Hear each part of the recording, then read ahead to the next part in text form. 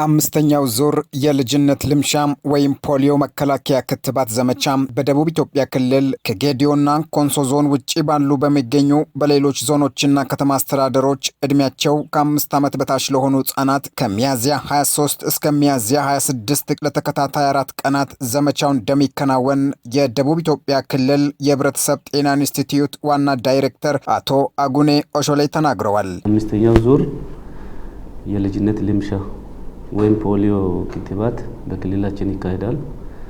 ስለዚህ ክትባቱ የሚካሄደው እንግዲህ ከሚያዝያ 23 እስከ ሚያዝያ 26 4 ተከታታይ ቀናት ይሰጣል።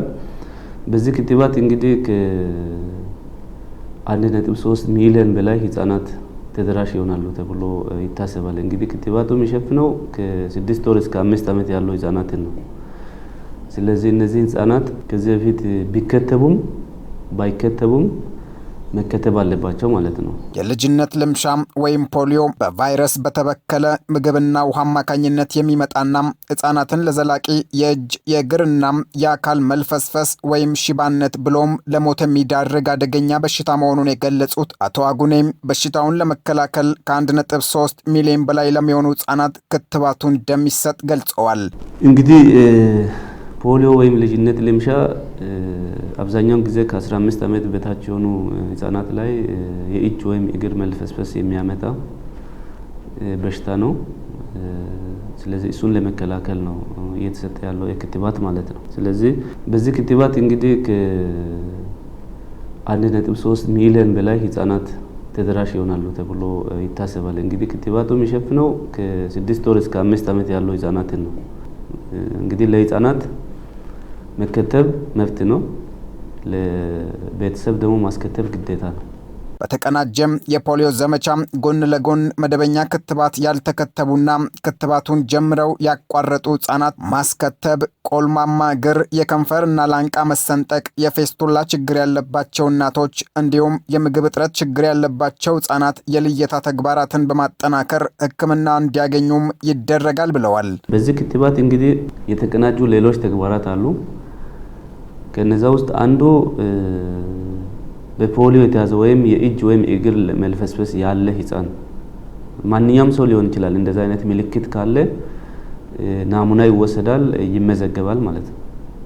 በሁለተኛነት የቆልማማ እግር ያለባቸውና የላንቃ መሰንጠቅ ያለባቸው ህጻናት ካሉ ልየታ ይደረጋል። ልየታ ተደርጎ ማስተካከያ ይደረጋል ማለት ነው፣ ወደ ህክምና ማዕከል በመላክ። ከዛ ውጪ የማይፀን መሸንቆር ይሁን የማይፀን ውልቃት ያለባቸው እናቶች ቤት ለቤት ስለሚዞሩ ማለት ነው። ቤት ለቤት ስለሚዞሩ እንደዛ አይነት ቤት ውስጥ የተደበቁ እነዚህ ፊስቱላ የሚባሉ ማለት ነው። እንደዛ አይነት ሰዎች የተደበቁ ካሉ መዝግቦ ይዞ ወደ ህክምና ማዕከል አርባ ምንጭ፣ ይርጋለም እንደዛ ህክምና ማዕከል አለ። እነሱ ጋር ማገናኘት ስራ ይሰራል። ከዛ ውጪ የተመጣጠነ ምግብ እጥረት ያለባቸው ህጻናት፣ ነፍሰ ጡር እናቶች እና አጥቢ እናቶች ካሉ ልየታ ይደረጋል።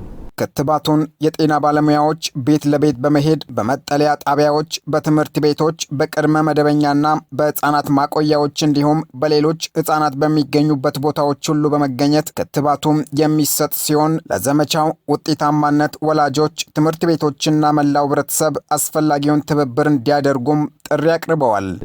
እኔ ማስተላለፍ የሚፈልገው መልእክት እያንዳንዱ ቤተሰብ ማስከተብ ግዴታ ስለሆነ አንድን ህፃን ስለዚህ ራሱን ህፃን ካልተከተበ ማስከተብ አለበት የሚለውን ነው ማስተላለፈው። ከዛ ውጪ ቀበሌ አመራር፣ ጤና ኤክስቴንሽኑ፣ ታች ያለው ወረዳ አመራር፣ ዞን አመራር ድጋፍ ማድረግ አለበት በዚህ ስራ ማለት ነው።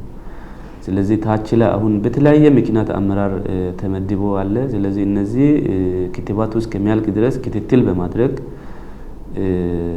ያው ብልጽግና ሰው ተኮር ስለሆነ ሰው ላይ የሚሰራ ፓርቲ ስለሆነ አንዱ ጤና ነው ሰው ላይ የሚሰራውና ስለዚህ ህጻናትን ማስከተብ ግዴታችን ስለሆነ ይሄን አውቆ ሁሉም ህብረተሰብ ተንቀሳቅሶ ማስከተብ አለበት።